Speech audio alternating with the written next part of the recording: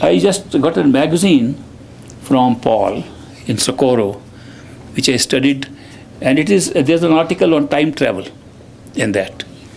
It raises the question of the paradoxes of time travel. And this question of paradox of time travel has been raised many times before, because they don't know what actually happens in time travel. And I'll tell you what actually happens. They say the paradox is that if a person can go back in time, say goes back in time 100 years, and his grandfather is there, whose son was his father, who's gone back, he kills his grandfather. How could he be there? That's the paradox. The paradox is, if you can go to the past and create a change in the past, it can lead to a change where you become non-existent.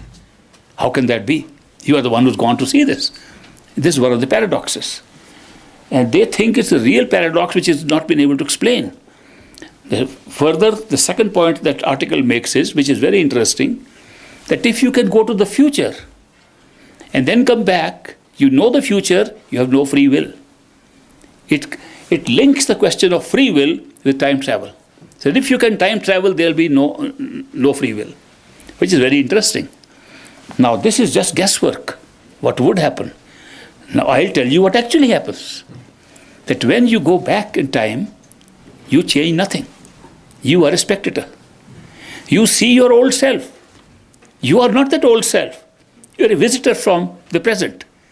You go, you can have a separate body, which can be visible to your old self. But you change nothing. Therefore, there's no paradox, actually. Things move exactly as. So far as free will is concerned, indeed there is no free will, because all things are predetermined. Free will is an experience. Free will is merely a feeling. I have free will. That's it. But that's good enough to create karma. Karma itself is illusion. Free will is illusion. But they work together. Supposing the illusion of free will is removed and we come to the reality, karma will disappear at the same time. Supposing karma's reality is exposed, free will disappear. They work together. So there is no real paradox. I'll give you an example. I, along with a couple, a young man and his wife, we were traveling in Europe. And we were in France, in Paris. And we were sitting on the river Seine, because there's a boat that goes called Bateau Mouche. That is a tourist boat there. You know about it. The tourist boat, we were ready to board it. And there were some buses, tourist buses coming.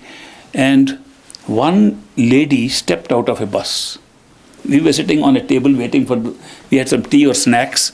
There was a little cafeteria kind of thing there on this bank of the river near Eiffel Tower.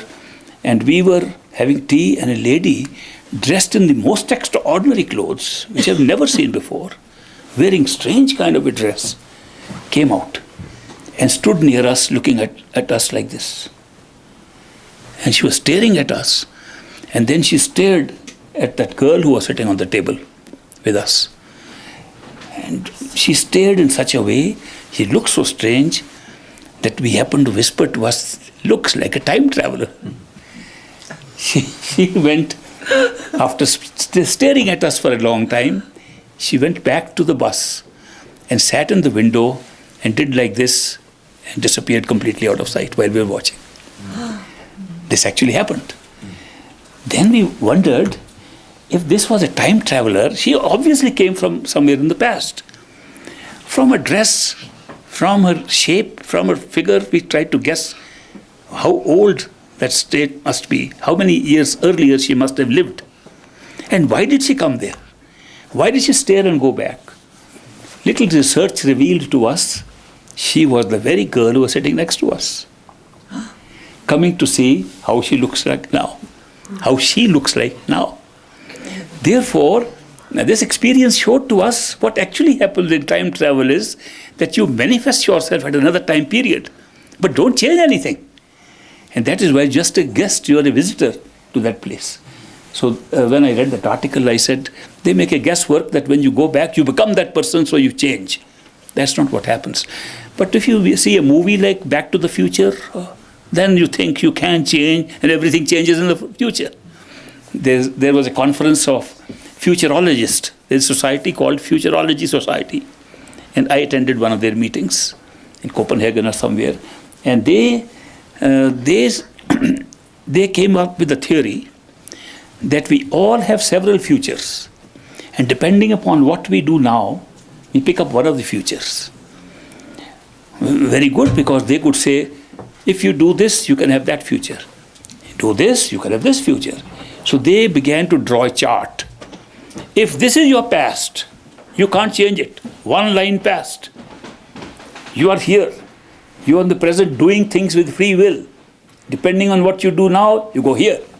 Or you go here. Or you go here. Many futures. That there could be many futures, and depending on what you do, you pick up the right future. I got a chance to speak in that conference. I said, that's wonderful. What you are showing is the options available.